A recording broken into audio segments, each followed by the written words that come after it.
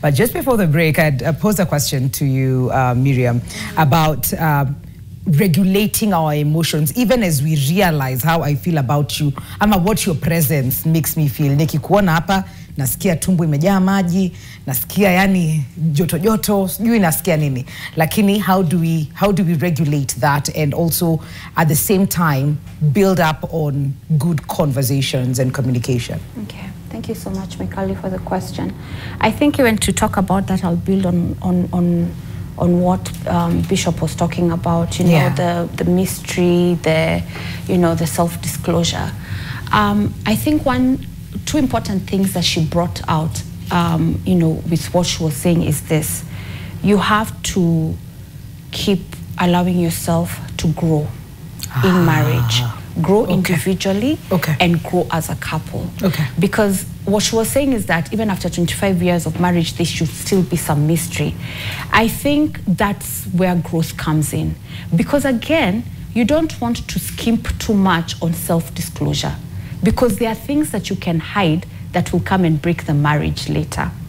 So I think it's the mystery grows with the growth that you're bringing within yourself. Don't stop growing as a person. If you read on your own.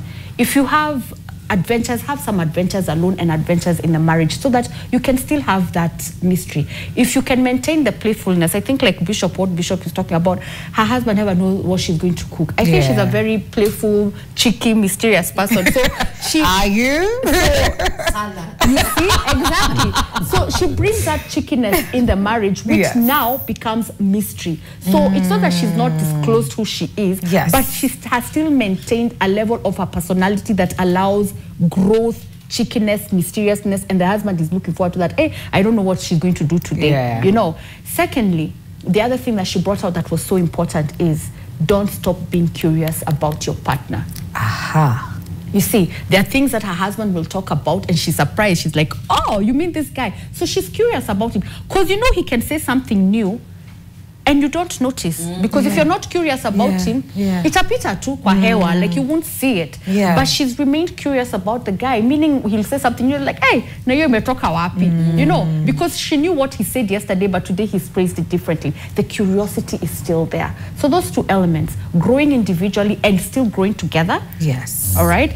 And maintaining curiosity. I want to know more about, so what did you do today? What was different? You know, I'll always have that element of surprise. But I would like to emphasize that self-disclosure of some things is really, really important. You don't want to hide everything that, and then unakuja kuitoa uko 10 years later you married, na umse anashanga, who did I get married to? Like, what is going on? Like, what? You know, because there are people who may know what their husbands or spouse do, but they really don't know. They think that, and then later on you come to find out and you're like, I was married to who this whole time? You know, you don't want that bad surprise element. That said, the emotional regulation that you're talking about, I think, and Dr. Taji will, you know, demystify that for us. There are stages, elements also in relationships. These feelings, the chemicals, the attractions, I think that's in the dating stage. In the dating stage, you can get away with that. That's where now you're trying to decipher, how do I really feel about this person? That's where you're actually getting energized from their look, from their voice, from how they smell, because it's in the dating stage. You're still in the stage of come and see. Window shopping, come and see. So you're still whining and dining, but at that moment, even as you're doing that, you're still seeing some little things. How does he treat waiters? How does she treat people who, quote unquote, and I'm not saying subordinating, but quote unquote, you know, they're working here, they're serving you. How do they? Those are the things you're teaching yourself as you did, even as you're intoxicated by their good cologne and everything else. You're still seeing little things. How does he handle you? Like, we know when you're getting out of the door, does he let you walk out fast? Does he, you know? You're seeing things that could potentially be red flags or green flags while you're dating. So at that moment, it's light conversations. You know, I like this movie. The other day I watched this. The other day, oh, I like going for hikes, adventures, you know, little things. And they bring out, oh, I read this book. Oh, what did that book say? You know, that's the time you're starting to understand their interests, That's the time you're starting to understand, are they adventurous? Are they kind-hearted? Are they patient? When you come 1 hour late, did they wait for you? That's in the dating period. Now, when you pass the dating period, you know, at that dating period, you know, you're still regulating. You should regulate your emotions because you don't want your emotions to go ahead of you. Yes. If you allow your emotions to go ahead of you, you stop learning the person. It blinds you, and that's where people come and say love is blind. No, it's not. No, you became blind because you let your emotions lead you. Yani zimekimbia mbele yako. By the time you're catching up with them, you have not seen any red flag. And then now you get in there and you're like, what? Wait, what? This person was always like this. They always talked this, you know, this rough, and they were always this mean, you know. So after that dating process, yes, really regulate your emotion. Then you get to the courtship, because you can't date for 5 years. No, not that's at all. not that's witchcraft. You're not 5 years dating for 5. No, you know. So you move on to something. You know, you date is come and see. Do I like what I'm seeing? Do I want to invest in what I'm seeing? Do I want to spend time? Do I want to invest in time, resources, and other things? Then now you get to courtship. Courtship is where now you're getting a bit deeper. You're fishing deeper. You're not fishing on the surface anymore. Umechoka na samaki za juju, nataka mashats na nini. So you're going deep, you know? You're like, that's why you're asking all the important questions.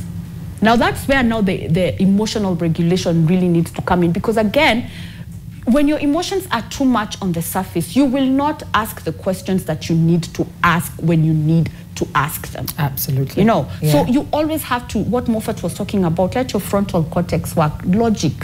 That's where you're reasoning, you know. That's why you're asking deep questions. If this and this happen, and you realize when people go for classes, premarital classes, the proper premarital classes, there are things that will be asked. What happens if this person loses his investments? What happens if your spouse dies before you? Like such, you know, you're asking each other important questions that matter to you. Meaning, you have regulated your emotions enough for you to be self-aware of what you want and answers you want answered at that particular moment. Okay. Counseling couples have led me to realize there are people who are asleep during courtship.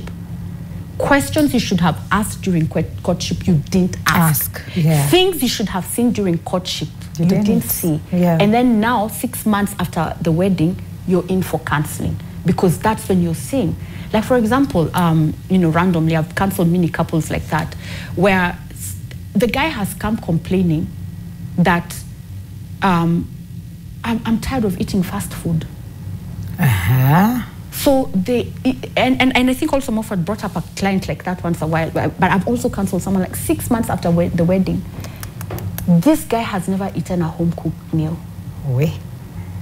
And at first it's cute. Take out. Yeah, we're still in our honeymoon phase. But the guy had no idea this chick could cook.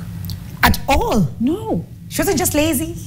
She can't. She's like, for her, she's like, that's not my thing. And I'm not being lazy, and I was never interested in cooking, and I don't think you married me for cooking. If that's the case, you should have gotten a maid. I am your wife. I'm here to compliment you. I have my career that I'm working on. You have your career that you're working on. So this nitty-gritty is here in the middle. We didn't talk about them, and to me, they don't matter. You know, I mean, they didn't come up. Exactly. But now here is a guy 6 months later saying, but those things are important to me.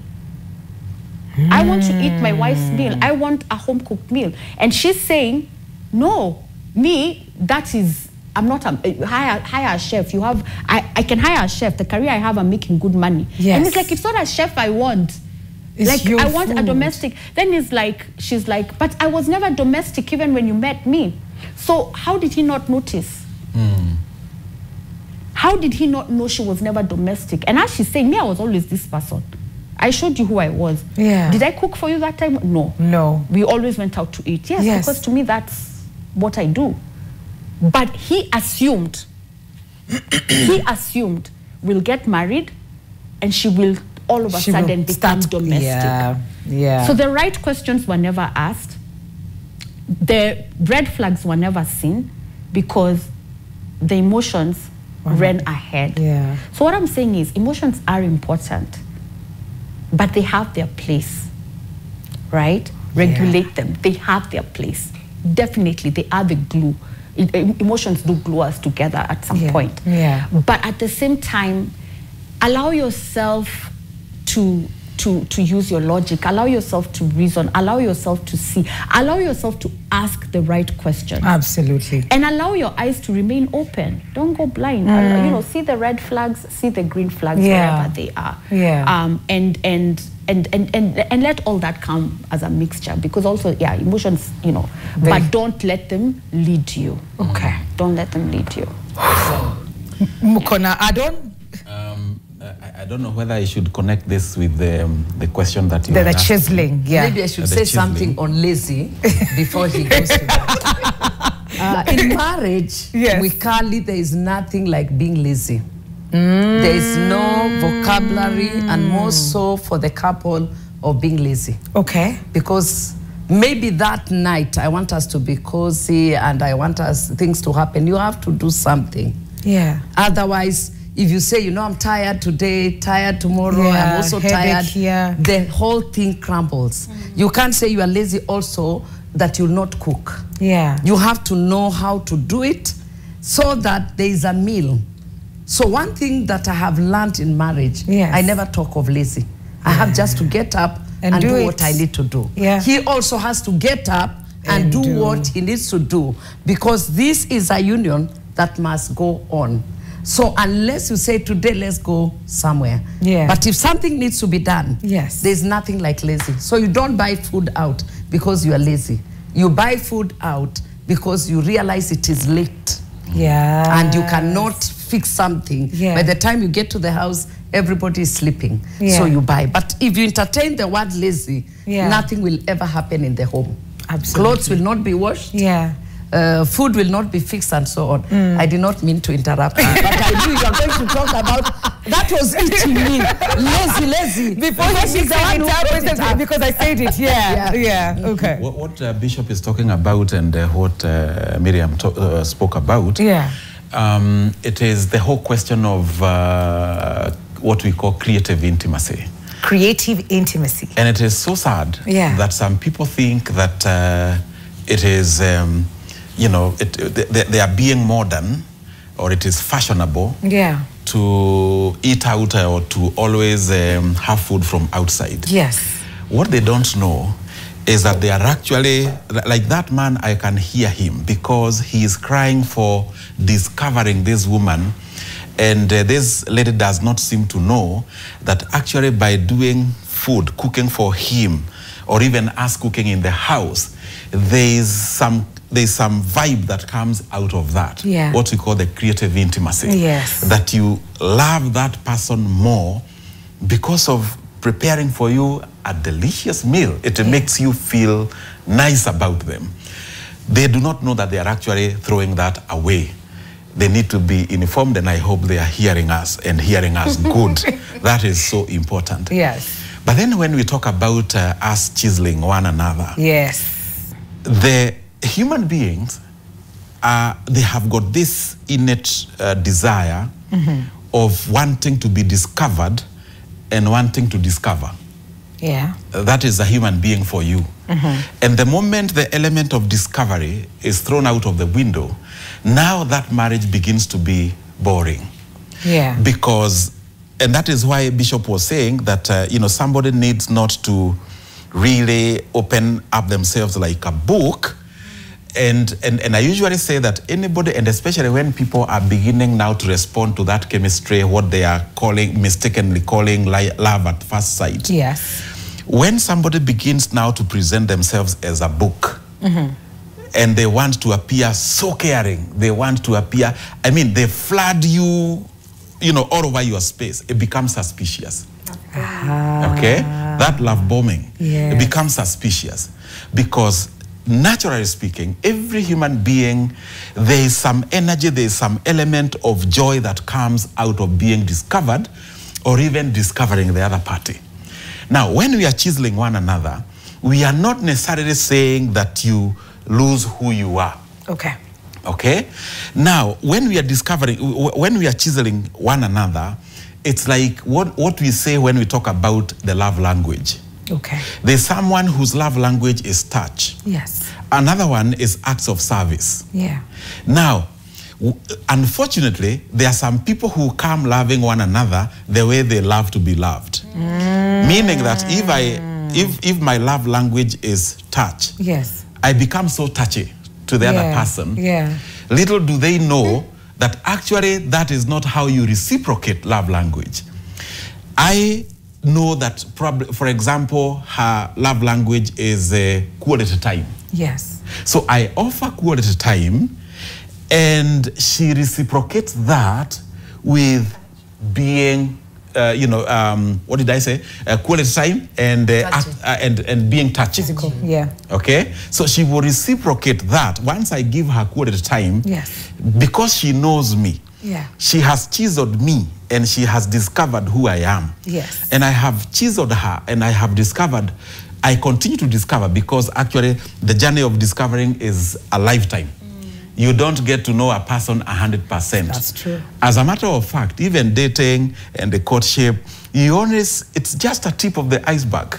They give you those red flags, so that you can be able to know what kind of a person is this that I'm getting my life, I'm giving my entire life to him or to her. So as I chisel her, I discover a few things that she loves. Quality time. I discover that she loves quality time. Yeah. That is not who I am, remember. Yeah. Mine is maybe acts of service. Okay? But because I have discovered that she loves quality time, as I continue to chisel her, I'll be loving her that way. Yeah.